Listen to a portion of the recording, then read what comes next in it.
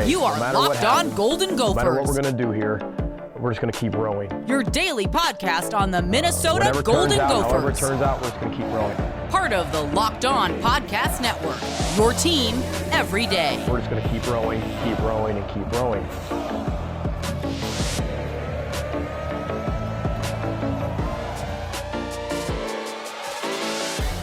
You're listening to Locked On Golden Gophers, part of the Locked On Podcast Network, your team every day. My name's Kane Rob, host of the podcast, former collegiate football video coordinator and recruiting assistant. And you should know our guest by now. He's been on here a few times so far, and hopefully you'll see a lot more of him on occasions throughout the season. But it is none other than Daniel House over at Gophers Guru. We're going to dive into some spring practice thoughts, things to keep in mind as we move forward, maybe positions of concern, and much more. So sit back, relax, hit subscribe when we say something that intrigues you so you never miss it in the future. But how are you feeling, Daniel? Are you ready to talk some Gophers spring ball? I'm ready. I got motivated yesterday after the press conference. I was already fired up, but I wanted to go to practice yesterday. I'm like, come on, I just want to sneak into practice, but we'll have to wait till Tuesday and get our first look here. Right. I'm right there with you. And then they put out that little teaser as well with the guys ready to go, a couple pictures out there. I was like, no, if you're out there, I want to be out there. So I'm right there with you. I'm itching to get out there on the field and get some of these questions answered. And of course, the questions aren't going to be answered right away because there's probably going to be different scenarios and different situations that are tested all spring, but we want to see something. So what are the top of the list for you right now? What are you watching for the most when it comes to these spring sessions? I would say the offensive line is one of the top ones, just because you really don't know what that combination is going to look like. PJ Fleck said it yesterday. Really, Ariante Ursary is the only player penciled in at left tackle, and he said he wants to get some tight end reps. So maybe there'll be a package in there that they can install. That sounds like a spring game thing, like they did with Falele. So I'm waiting for the Ursary touchdown in the spring game. That would be a good betting favorite for anybody who's playing a little spring game bingo. But mainly the interior of the O-line is what I'm watching for. Nathan Bowe at center is probably the favorite, but Carter Shaw will get some reps there. Then they got to figure out the guard spots based on who wins a center. You know, Tyler Cooper has been getting some experience behind the scenes. I've heard good things about Ashton Beers. Cade McConnell as well, who came in last year and was just trying to get back from having a season-ending injury in high school. So where's he at? We haven't been able to get a look at a lot of these guys for a while. The best part of it is, though, there's a lot of flexibility. As PJ mentioned yesterday, you can play JJ Gade at guard, try him there. Martez Lewis can kick inside and play guard or tackle. Quinn Carroll can play across the O-line as well. So they have options. It's just a matter of how those players perform. And then based on that, what happens? Do they look to add one more depth offensive lineman in the portal in the May window? I think it will kind of be shaped by how everybody performs during spring ball. Yeah, I'm with you there. I'm excited to see the O-line and how the different combinations that maybe work together. Two little nuggets that I really liked in that presser. I mean, you can't take it as law. You can't stamp it in now, but things that really intrigued me was the fact that Coach Fleck brought up Greg Johnson on his own and said that he was really advancing more and wanting to be pushed more and really standing out, even just from the quick things they have been able to do. They hadn't even been able to get on the field yet itself. So that was really intriguing to me. And then also him talking about Nathan Bowe, and nobody loves Minnesota more than Nathan Bowe. I think that those type of players, your Axel Rushmeyers, your people that are just the lifeblood of the program, seem to find opportunities for themselves. So those two tidbits really stood out to me. I think we'll see Nathan Bowe in the starting line, most likely, just from the experience he's already had. It's kind of stepping into his own opportunity as well. But Greg Johnson showing out quickly definitely intrigued me. Yeah, and it did not surprise me, Kane. I mean, I was at camps this summer watching Greg Johnson, and I left going, future blue chip player right there. I mean, all the traits you're looking for, quick feet, so able to get into a set so fast, and flexibility to just go and, be able to mirror rushers consistently at a high level. I mean, he's got all the traits you're looking for, and very smart. That's what a lot of people have said to me, is just able to pick things up extremely fast. I also like Tony Nelson a lot too. People forget about him. He's developing up.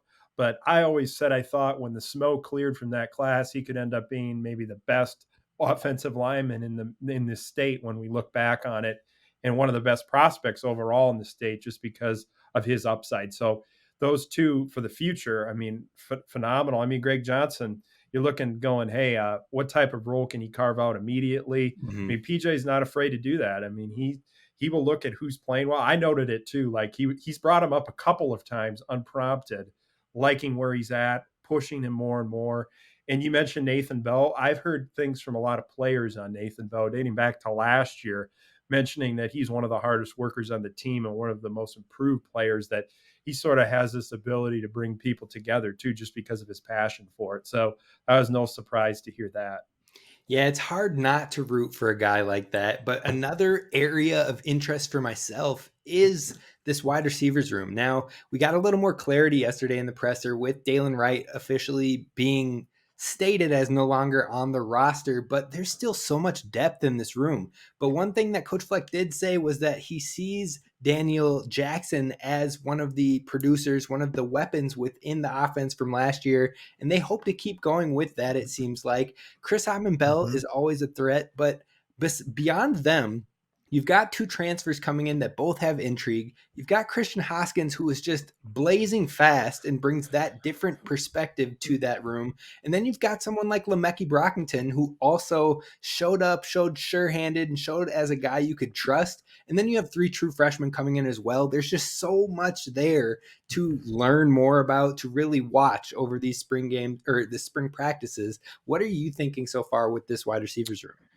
The wide receiver room is right where I'd like it to be. I mean, I haven't been at a practice yet, but just based off studying who they brought in, how everything comes together, who's returning, I like what they've done. I felt like last year it was like one or two receivers short of putting together a stable of playmakers I felt could be super dynamic and put some more challenges on the defense. I think that's what they faced last year was at times, they were really building the offense around Mo, and then Crab got hurt and then had to pivot and they were a little thin at receiver and had some injuries and things like that. So now I look at the room and go, okay, you have a very talented group just by bringing in Corey Crooms, who I think can help you in the yards after the catch game, the screen side of it, be able to stretch vertically as well, had a lot of success off slot fades and things like that. So you can definitely find ways to get him the ball in space. And then Elijah Spencer as well, who's very good against man coverage, which I think is something that's notable because teams like to stack the box last year, and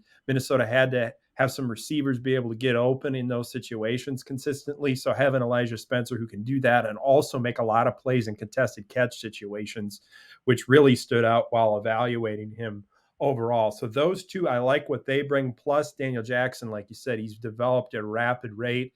I felt like we were talking about all the things that receivers couldn't do last year a lot of times, but it's like Daniel Jackson's progression from week one to the end of the year was very impressive. And I believe he'll take another step forward. He's a very interesting guy to talk with, has a very, very thoughtful individual that I think will take a huge step forward already, has done so. And then you mentioned Brockington, who got experience last year. I mean, he's got great ball skills. He can make catches all over the frame and sure-handed in that respect. I remember going to a practice, watching him make a contested grab one practice early on in his career. And I went, man, this guy's got some great body control and hands. And so, you saw some flashes of that. And then you mentioned Christian Hoskins as well, like someone you can use creatively, jet sweeps, get the screen game, stretch vertically. Just he's one of the fastest guys on the team. So being able to create and manufacture some touches for him create some options too. And then you got Brevin, haven't even mentioned him. I think what will really help Brevin this year is the fact they have a lot of playmakers to spread the ball around too. And I look at it like, people talk about balance and 50-50 and all this. I think it's more about multidimensional offense. I wrote about this week and was talking about spreading the ball around to create space in the passing game, getting all of your playmakers involved. And when you have a mix like Minnesota has now, plus, like Sean Tyler in the backfield, who gives you a very different skill set than they've had before, plus some of those younger backs, I like what they're doing there. Yeah, no, I'm definitely with you. I'm intrigued by it all. And then you talk about if you open the field up and if you space it out more, things become more dangerous. You're talking about Brevin maybe getting in more one-on-one matchups where who is matching up with him, either size-wise or athletically. But you can try to Right. take those away by condensing the field, which teams tried to do last year. But if we can spread it out more and have the attack come from different areas, like you were just saying, it makes it that much harder to guard. Now, coming up next, we're going to talk about maybe some position groups of concern and also the QB room behind Athan Kaliakmanis, because I think we talk a lot about Athan and I think we're all excited for it, but are we comfortable with that room behind it and who is in it? Because, a lot of people knew Tanner, a lot of people now know Athan, but outside of maybe Cole Kramer, there's a lot of question marks behind there. We're going to dive into that coming up next. But first, we got to talk about a word from our friends over at FanDuel Sportsbook. You can go over to fanduel.com/locked on and you can take advantage of a no sweat first bet. And that means if you win, good on you. You got your winnings. If you lose, you still have a chance of up to $1,000 back in bonus bets. And it's simple and easy. You can go look at the money lines. You can go look at the spreads and all of that stuff. And so I got two lines here for you, House, that I want to ask you about. The first one pertains to the NFL draft. Now, if you guys didn't know, Daniel House also covers the Vikings in depthly. He's always looking at the prospects coming into the new draft. And so I've got to ask you, we've got the number one pick odds over here on FanDuel with CJ Stroud at a -150. Bryce Young at a +150 and Anthony Richardson at a +600. Nobody else is within 1,000 after that. Do you see one of those guys being a lock in that first round or first pick, or do you think it's still kind of up for grabs? I would narrow it down to Stroud and Young, but based on the type of offense they're going to run, the ball placement is just so good with CJ Stroud and the accuracy that it reminds me a lot of like when Andrew Luck was with Frank Reich, like that type of situation. And Josh McCown is, talked at length about CJ Stroud before he got that quarterback coach job about how he really liked his upside and what he could do in the league. So I'm going CJ Stroud with the first pick. I think it would be a great move and puts the Panthers in a phenomenal position to just build around him for the future here.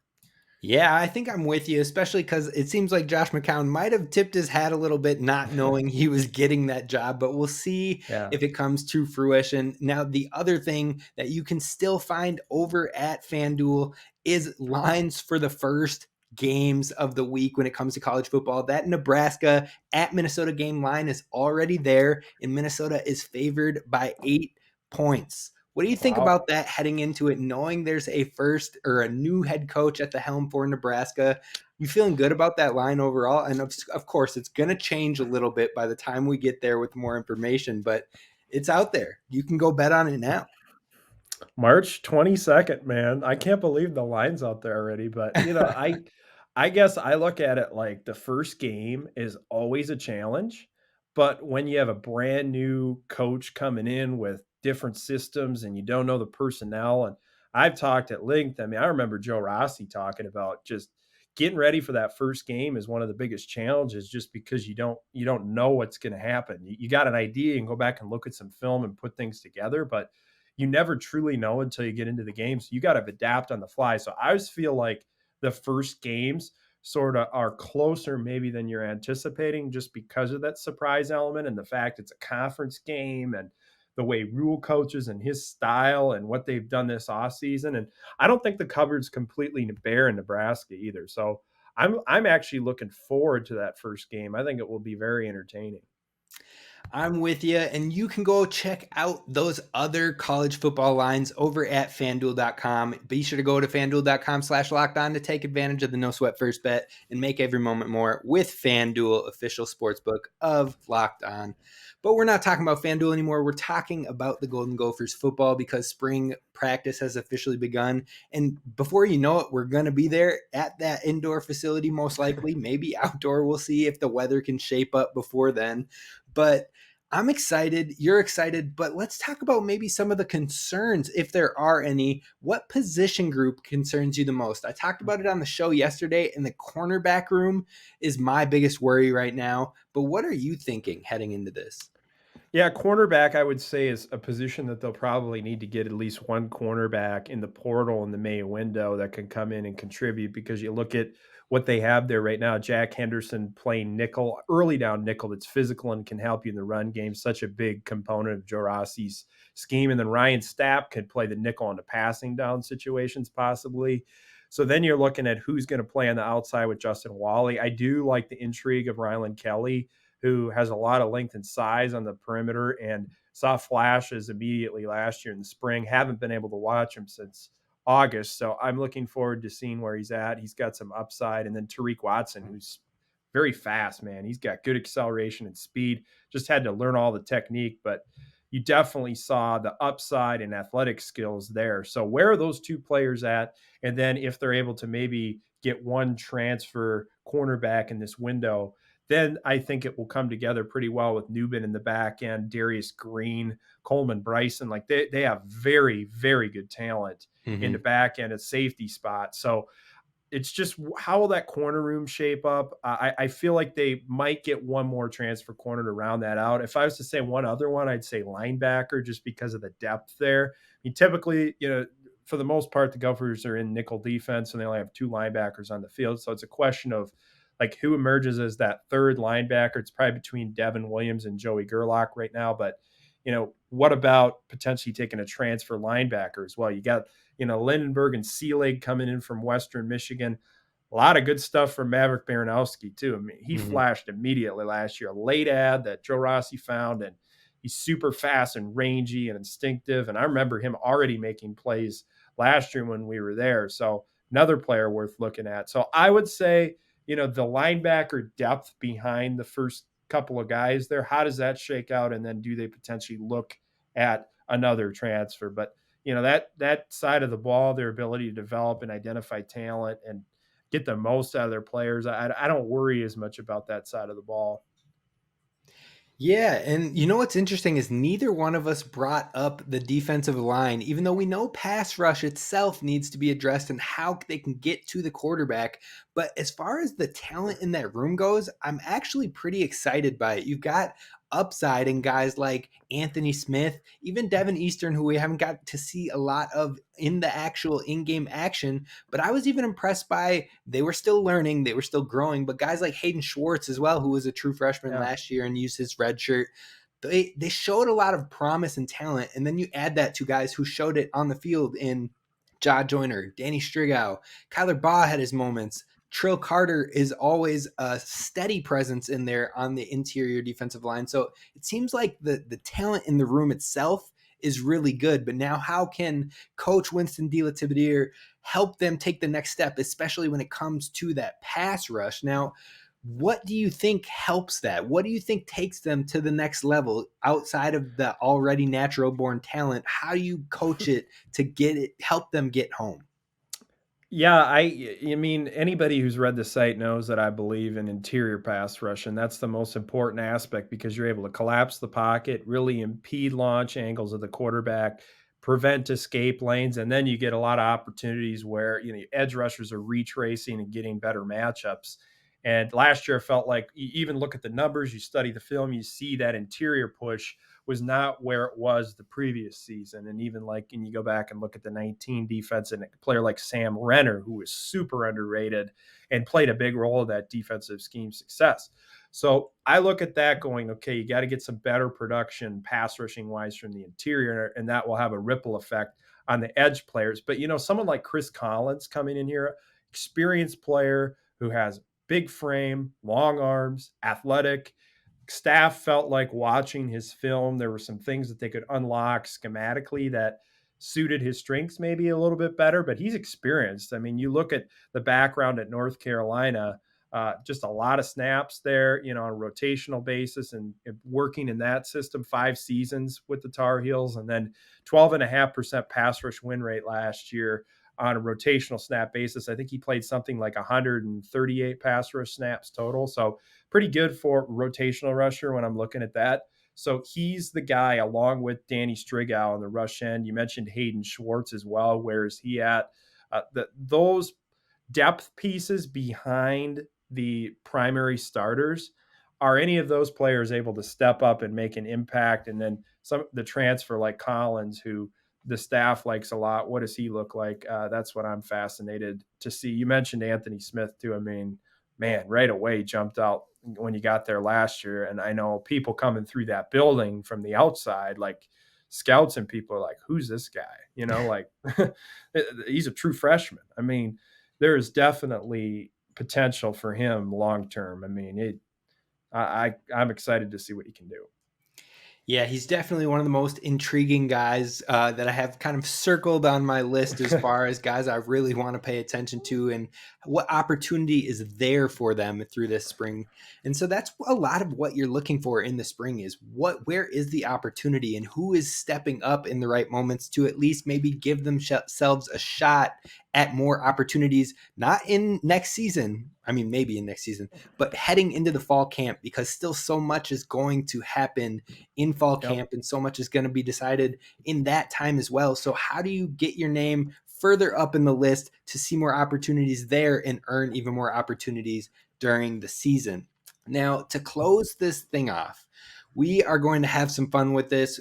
First, I want to talk about some of the seniors or some of the older guys on this team that really maybe are the next NFL guys on this team. And then we're going to go to the class of 2024. So stick around. You're not going to want to miss this because the Gophers currently have a number of commits from the class of 24, and we're going to talk about it coming up next.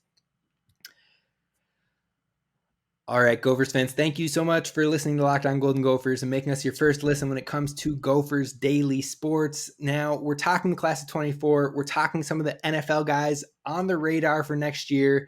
And let's start with that one. So, Tyler Nubin, Brevin Spanford, these guys are kind of at the top of my list when it comes to guys on the draft radar. I think both of them could have had a chance at getting drafted this past year, but they're both looking to kind of increase their stock, take that leap into maybe a higher round. What are your thoughts on these two? And are there any other players on this roster that maybe people aren't considering as NFL guys that they should? Yeah, you mentioned two of the top ones. I mean, Nubin is one of the best returning safeties in the country. Versatility, you can rob him underneath, have him play the deep half. Can't come down to the box as needed. He's just so intelligent and will be the catalyst of that defense. He can do so many different things because of his intelligence and ability to get the defense in the right spot. And him and Howden had so much chemistry, but now you look at someone like Darius Green, Coleman Bryson, those type of players in the back end. With him to just have another season of Nubin is huge, and he'll have a chance to improve his draft stock significantly too. I mean, there's no telling where he could go just because of the fit he has within this scheme and the work that he puts in. I remember him talking about film study and the type of things he does to get ready for games and study to improve overall. I'm expecting another huge leap forward for him overall. And then with Brevin, I would say he's so versatile and dynamic, and I feel there are even more opportunities to maximize what he does well, stretching the seam, getting the ball out underneath, screens, which we saw some of last year, lining him up all over to create different formations and alignments that put stress on the defense, and how that ties in with the playmakers that they have now across the board. Will that take some pressure off and force the defense to have to defend every blade of grass on the field, which I think is the key to success. Like I said, creating space in the passing game. And when you have a mismatch player with that type of athletic ability, contested catch skills, ability to go up, get the ball, really good route runner too last year. I thought he made a lot of strides as a route runner. You look at his yards per route run. Greg Harbaugh spent a lot of time working with him on the route running side of it, and you could see it, pay off in a big way. Brevin's a hard worker too. He's going to put in the time and the work to get better. So sky is the limit for those two. I feel they'll be very fun to watch. Absolutely. So then let's turn our eyes towards the future a little bit. Let's talk about the class of 2024. Are there names of the 5 commits so far that the Gophers have that stand out to you at all? So right now the Gophers have 5 hard commits: Mason Carrier from Minnesota, Brady Pretzlaff from Michigan, Aaron Philo from Georgia, Jaden Wright, running back from Illinois, and then an athlete in Simon Siddell from Minnesota as well. Any of those guys pop out to you in the film, or what are we getting with some of these younger guys on hopefully the Gophers roster in 2024. Simon Seidel, so intriguing. I pulled up the film and talked to some people and background on him. Extremely impressed with the upside. Like so fluid and explosive as an athlete. Really good hockey player. So he's got a hockey background. Him and his brother were adopted from Congo, I believe. So they have a very interesting story about how they came to America and fell in love with hockey through their family who loved hockey as well. So that's how they got immersed in that. And I like corners that have a wide receiver background that, I've been studying a lot of that and how the players who end up becoming very successful corners, a lot of them have the wide receiver background because of the feel and the instincts and the movement skills and just the natural instinct of how receivers come in and out of breaks is so valuable for those type of players. So I look at what he can bring you just when he unlocks all the technique and harnesses all of that athletic ability. I mean, he is just filled with upside. And I'm interested as well, like in the background of a hockey player who's going to play defensive back. And I'm trying to find examples of it. I went back, I saw like the Watts had a hockey background, but I want to see defensive backs that have played hockey because of the balance and the knee bend and all those things that are required to play hockey at a high level. How will those traits translate to defensive back? I think it will be pretty good. So I'm intrigued by him. There's a lot of them in this class already. I mean, Aaron Philo, the quarterback, pocket movement, escapability, downfield accuracy, slinging it all over in an offense that spreads it out and throws at all three levels. He navigated away from the rush, rolled out, kept his eyes downfield, a lot of off-platform throws and touch and accuracy while throwing up the seam and vertically. Noticed how he's able to move defenders too, like with some pump fakes and, looking one way of the progression, come back the other way and making the throw. Like those subtle things sort of jumped out at me while watching him. So, going into Georgia and getting a player like that who, is one of the top players down there playing at a program that was, championship caliber group, won a championship down there. That's the type of thing that PJ Fleck and the staff look for. They like to find players who were on those championship teams that know how to win and have that drive. So, I mean, all these guys have different intriguing skill sets, but those are a couple that jumped out to me. I love it. I love it. And I wasn't able to check out Aaron's tape, but I did look at his quick stat lines from his time as a senior, or not a senior, a junior in the 2022 year. You're talking about 69% completion rate on 397 passing attempts, 4,598 pass yards, 54 touchdowns, and 8 interceptions. Like, if those numbers don't jump out to you, I don't know what else will. So it's definitely an intriguing prospect to have coming in here with the future of our quarterbacking already at the helm, but you need to always bring in depth and quality talent in that quarterback room. So let's talk about that to kind of wrap up the show. Is the QB room behind Athan Kaliakmanis? Folks know about Athan. Folks knew about Tanner. People maybe know a little bit about Cole Kramer as well. But beyond that, what stands out to you in this quarterback room? You've got Drew Vioto. You've got now Aaron in the class of 24. We've also got Jacob Newth in this quarterback room. Who are guys that, I guess, what do you enjoy about these guys that they could be quality backups or step up if having to be called upon moving forward? Yeah, Cole Kramer, I mean, he's made a lot of progress since he arrived here from what I've been able to gather, just, in an offense there that, he wasn't asked to throw the ball all over the yard a ton at EP. I mean, he was accurate when he did so, but, he was learning a lot of things as he came in and adjusted. And Kirk Sherrock, I remember saying last year that he thought he saw a substantial growth from him, just understanding the offense, getting the ball out, going through the reads, seeing the field, all those things that are required to play the quarterback position. And you saw some wildcat looks with Cole before, but I am fascinated to just get a chance to see all the quarterbacks for the first time in a while, because that's one position where when you haven't been around it for a few months, a lot of development can happen just mentally, physically, mechanically, all those things that you have to be able to do to be successful. So you mentioned, Jacob Knuth, quarterback as well, a young player who super athletic. I mean, he ran all over on his high school film, and it was very, very dynamic in that respect, and showed flashes as well as a passer and upside when you fired up the film there. So I guess want to see where he's at. I mean, that's the biggest thing. Haven't been at practice, so it's hard for me to really give too much of an evaluation. And then Drew Vioto as well.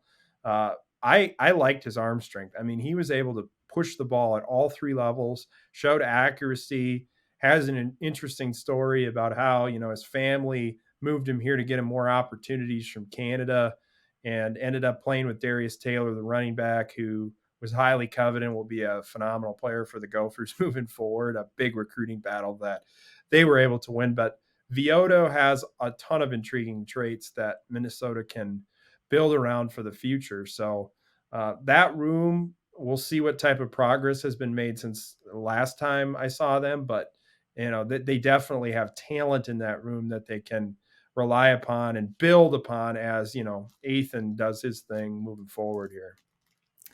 All right. Well, last thing I'm going to ask from you right here, and it's not even any detailed thing or anything like that, but just call your shot now. We'll be able to look back on this after the spring is all over, after April 22nd, when that spring game is over.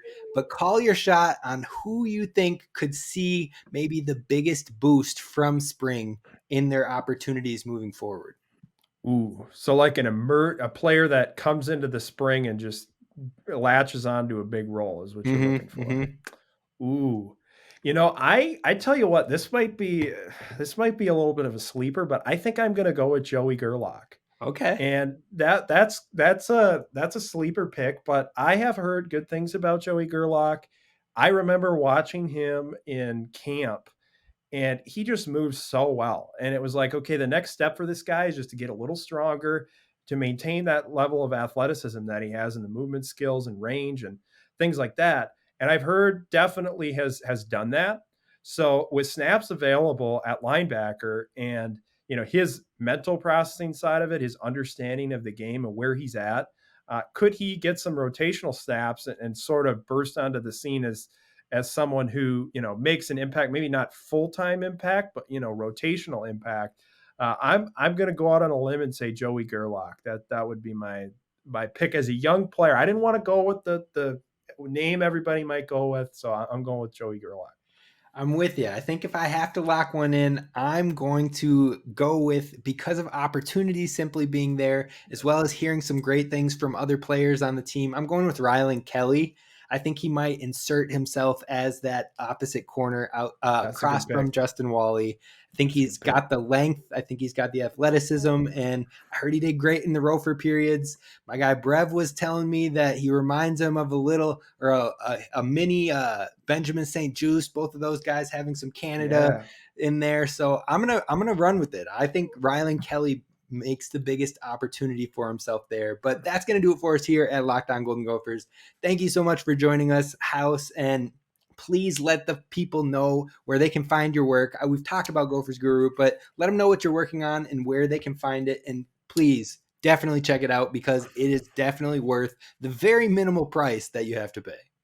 $5 a month gets you access to all the content at gophersguru.com. Working on a lot of projects, off-season studies. Just posted this week some thoughts on pass rush development, where the Gophers are going with that. PJ Fleck had a lot of interesting comments on how they're approaching pass rush, and I also added some perspective on what I think is possible with some of the upside in that room. And then also just going back to the content that I posted the past few weeks on, previewing some position groups, looking at what Minnesota has to do to take the next step on each side of the ball. And you can find it all at gophersguru.com. There it is. While you're here, be sure to hit subscribe over on YouTube so you don't miss future episodes. This won't be the last time you see Daniel House on this podcast. I can guarantee you that. But that's going to do it for us. This is Kane Rob signing off. Row the boat, Sky Ma, go Gophers.